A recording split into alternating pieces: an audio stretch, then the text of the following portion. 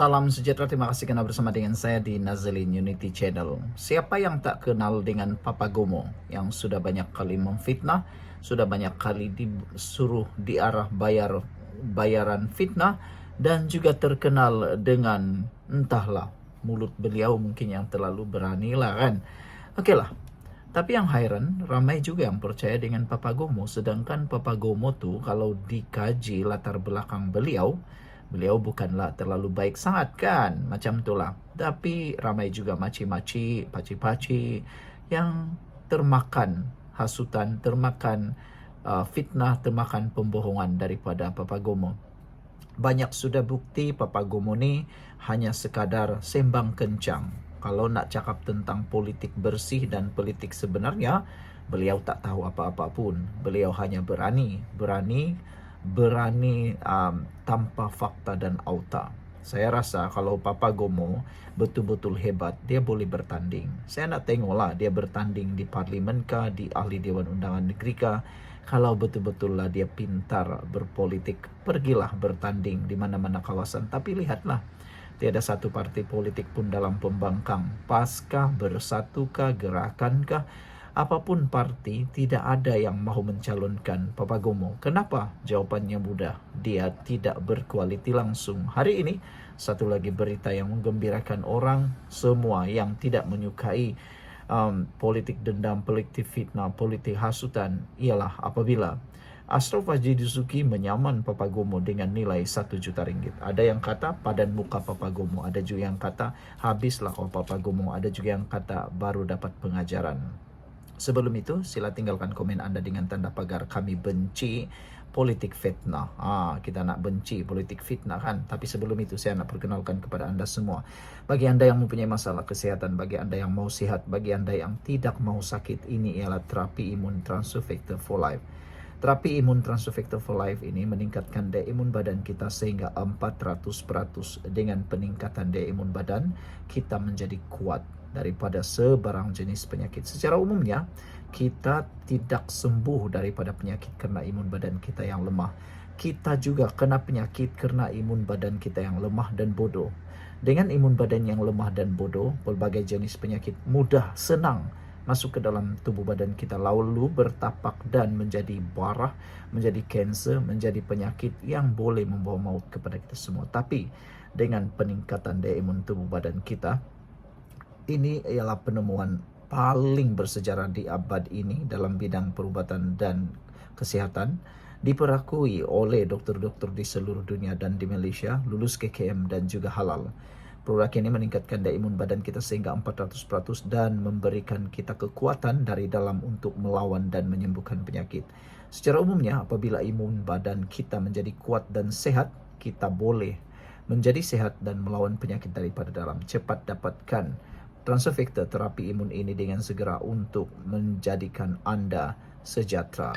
Ingat, kalau anda lambat-lambat belum tentu anda akan sembuh. Dan kalau anda ambil produk ini, harapan sudah ada dan cahaya ada di hadapan anda. Dapatkannya dengan segera. Hari ini Papa Gomo disaman 1 juta ringgit oleh Ashraf Wajdi Dusuki. Mengapa? Apa isunya? Pengerusi Majlis Amanah Rakyat MARA, Datuk Dr. Ashraf Wajdi Dusuki, akan mengambil tindakan undang-undang terhadap Papa Gomo atau nama sebenarnya Wan Muhammad Azri Wan Diris dengan menyaman beliau sebanyak 1 juta ringgit berhubung dakwaan fitnah kononnya beliau menyalahgunakan dana MARA.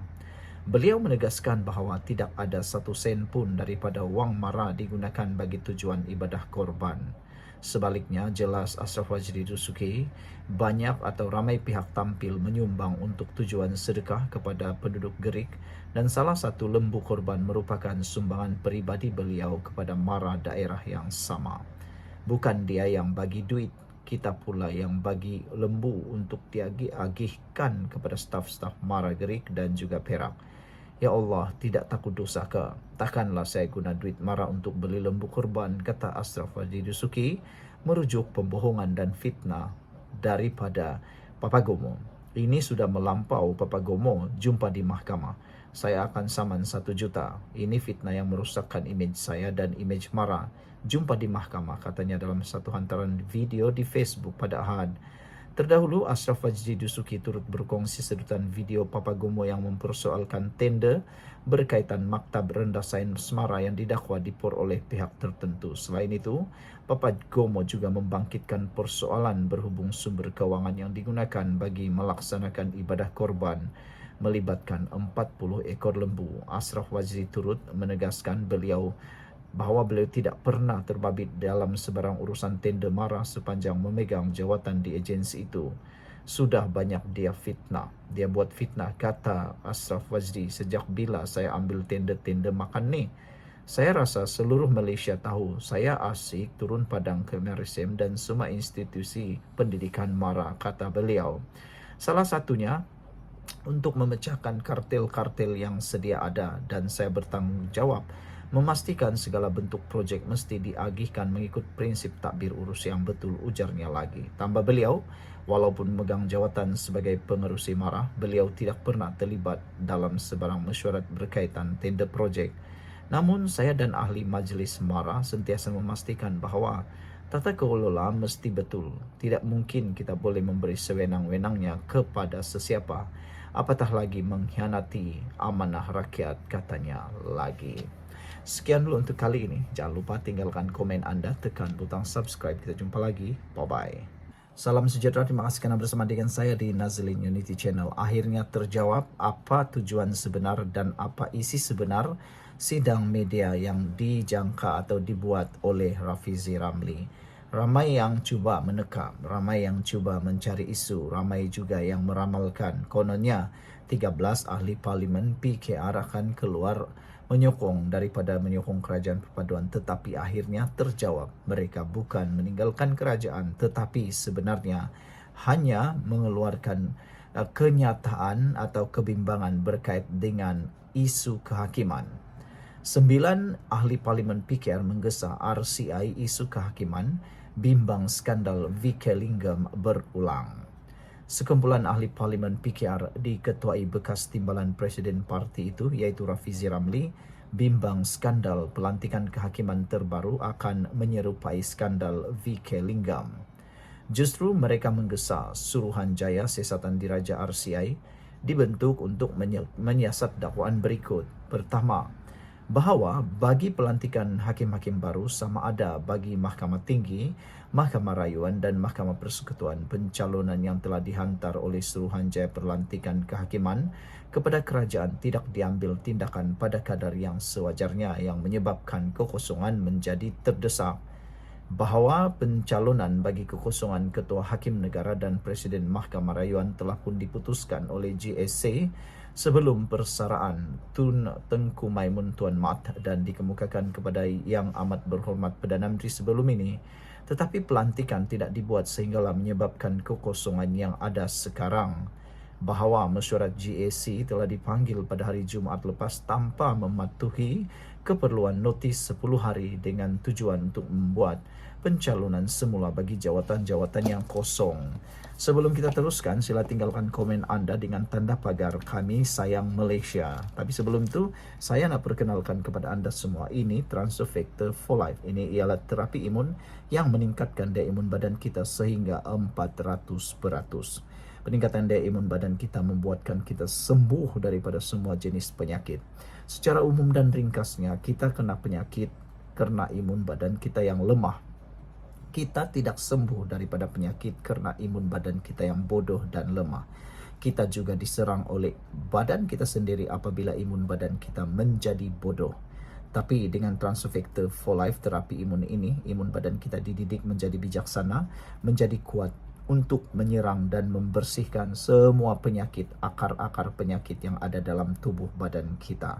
Produk ini lulus KKM, produk ini diperakui oleh semua doktor di seluruh dunia dan di Malaysia juga, lulus KKM dan halal. Dapatkan produk ini secepat mungkin selagi anda punya kesempatan. Ingat, masa tidak pernah menanti anda. Jika anda kata esok, mungkin esok bukan hari Anda, tapi ambil tindakan segera.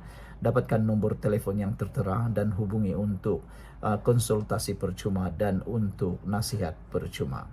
Baiklah saudara-saudara sekalian, selain daripada itu, majlis sidang media yang dibuat oleh Rafizi dan geng juga menyatakan bahawa pada satu mesyuarat JSC yang lepas seorang hakim Mahkamah Persekutuan telah dipanggil untuk memberi penjelasan mengenai tuduhan cuba mempengaruhi keputusan satu kes dan pertukaran hakim. Perkara keempat adalah berdasarkan laporan polis yang difailkan oleh pembantu hakim berhubung pertanyaan Malaysia kini mengenai dakwaan campur tangan kehakiman.